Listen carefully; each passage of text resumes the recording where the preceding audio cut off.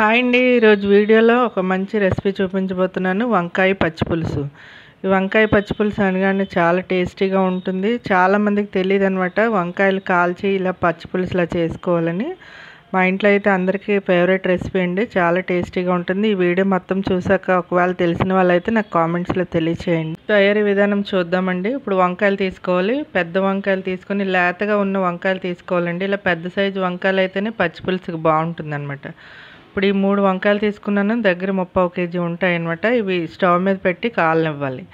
చాలామంది బొగ్గుల పొయ్యి మీద కాలుస్తూ ఉంటారు. అలా అయితే ఇంకా టేస్టీగా ఉంటుంది. కానీ ఇక్కడ బొగ్గుల పొయ్యి అనేది మనకి అవ్వదు కాబట్టి స్టవ్ మీద పెట్టి అటు ఇటు తిప్పుతూ బాగా కాలనివ్వాలి. చక్కగా కాలిందని తెలియడానికి ఒకసారి చాక్ తీసుకొని ఇలా ప్రెస్ చేసి చూస్తే మెత్తగా ఉండాలన్నమాట. అప్పుడే మనకి శుభ్రంగా కాలినట్టు. ఇప్పుడు ఒక పళ్ళెంలో వాటర్ వేసి వాటర్లో ఒక 3 నిమిషాలు పెట్టుకోవాలన్నమాట. లేదు అంటే వంకాయ టేస్ట్ అనేది బాగోదండి పచ్చి పులుసుకి. అందుకని వాటర్లో ఒక 3 నిమిషాలు పెట్టాలి.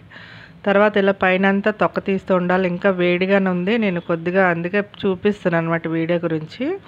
ఇప్పుడు చల్లారిపోయింది. ఇదంతా లోపల ఏమైనా ఉన్నాయేమో చూసుకొని మెత్తగా మెదిపేసుకోవాలన్నమాట. ఇది పచ్చి పులుసు కాబట్టి చిన్న నిమ్మకాయ చింతపండు తీసుకొని కొద్దిగా వాటర్ వేసి పులుపు తీసి పక్కన పెట్టుకోండి. ఇప్పుడు వంకాయ అంతా శుభ్రంగా నేను మెదిపేసాను అనమాట. ఇలా మెదుపుకోవాలన్నమాట. మొత్తం అంతా నీట్గా చేసుకొని మెదిపేసుకోవాలి. ఇప్పుడు ఇది ఒక బౌల్లో వేసుకోవాలి. ఇది బౌల్లో వేసుకొని నెక్స్ట్ ప్రాసెస్ చూద్దాం. అంతా పచ్చిగానే ఉంటుందండి. టేస్ట్ అయితే చాలా చాలా బాగుంటుంది. వంకాయ కాల్చిన వాసనతో ఎంత టేస్టీగా ఉంటుందంటే అంత టేస్టీగా ఉంటుంది. ఇప్పుడు నేను ఒక కప్పు చింతపండు రసం వేసాను. ఇది కొద్ది పులుపు ఎక్కువగా ఉంటుంది. మళ్ళీ కొద్దిగా వాటర్ వేస్తానన్నమాట.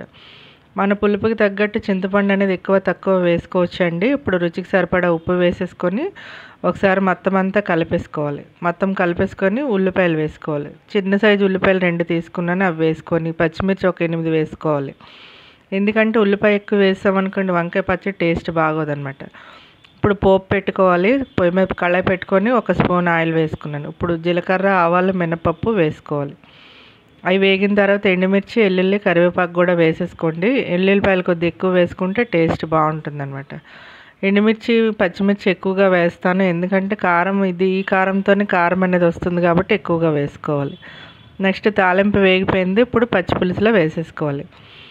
ఈ వంకాయ పచ్చి పులుసు అయితే మనకి ఇంకా కట్టెల పొయ్యి మీద చేసామనుకోండి టేస్ట్ మరింత పెరుగుతుంది. కానీ మనకి అలా వీలు పడదు కాబట్టి నేను ఎప్పుడు చేసినా ఇలా స్టవ్ మీద కాల్చే చేస్తానన్నమాట.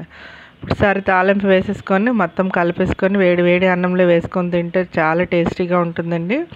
మా ఇంట్లో దీన్ని కాంబినేషన్గా కూర లేకపోయినా మనకు పెరుగు మిరపకాయలతో తింటామన్నమాట. మీరు ఎలా తింటారనేది కామెంట్స్లో తెలియచేయండి. Thank you.